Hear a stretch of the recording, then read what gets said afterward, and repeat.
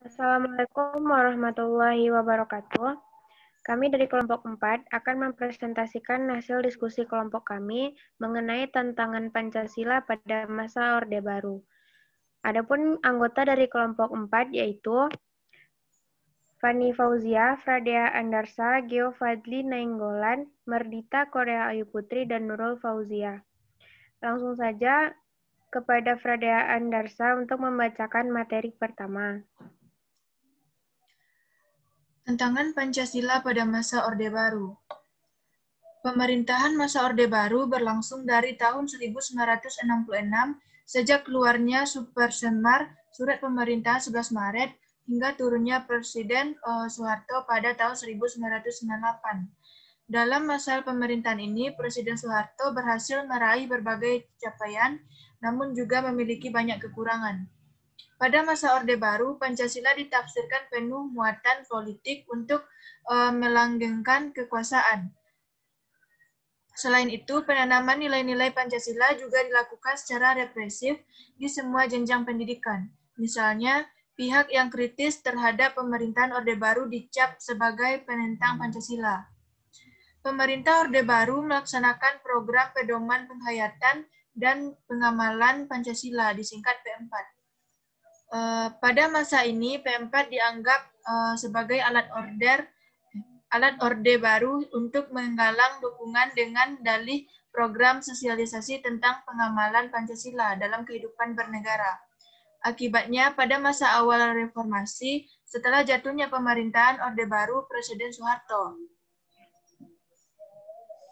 Untuk materi selanjutnya akan disampaikan oleh Geo Fadli. Kepada Geo Fadli dipersilahkan.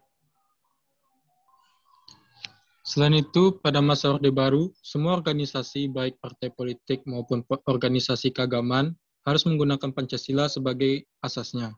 Kebijakan ini disebut Asas Tunggal Pancasila dan dimuat dalam Undang-Undang Nomor 3 Tahun 1985. Organisasi yang melanggar akan dibubarkan oleh pemerintah Orde Baru.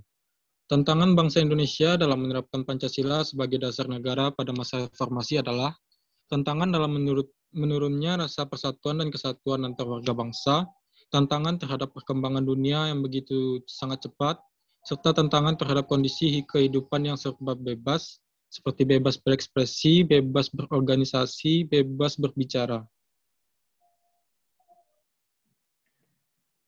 Selanjutnya disampaikan oleh Mardita. Kepada Mardita dipersilahkan.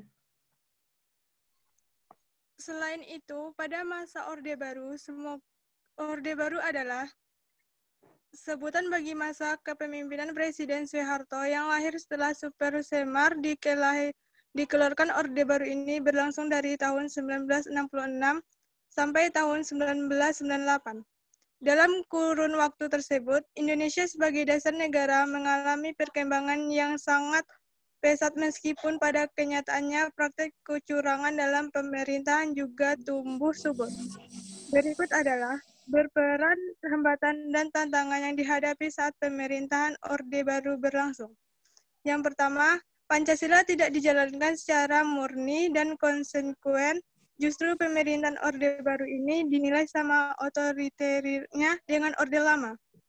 Yang kedua, praktek KKN atau korupsi, kolusi, nepotisme. Sangat marak utamanya di kalangan pemerintah. 3.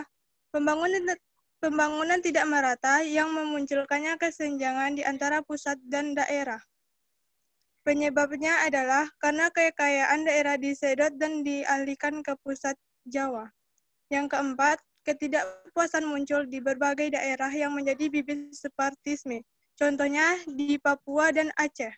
Yang kelima, hak untuk berpendapat dibungkam, opsisi terhadap pemerintah dibungkakan, hak mendapatkan informasi dibatasi, dan banyak lagi praktek pelanggaran HAM lainnya.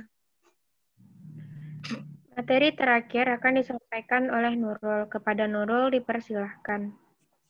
Keenam, adanya perlakuan berbeda terhadap masyarakat keturunan Tionghoa. Ketujuh, birokrasi udah berjalan secara efektif. Kedelapan, kualitas tentara menurun karena tidak diperhatikan masihnya nasibnya oleh kalangan elit yang sibuk berpolitik. Kesembilan, kebebasan pers dibungkam. 10, banyaknya kasus penghilangan paksa aktivis serta adanya fenomena penembak misterius. 11, kekuasaan presiden hampir tak terbatas dan tak adanya suksesi.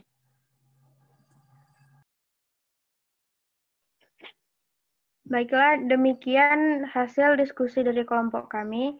Saya sebagai moderator mewakili kelompok 4, meminta maaf atas kekurangan. Terima kasih atas segala perhatian.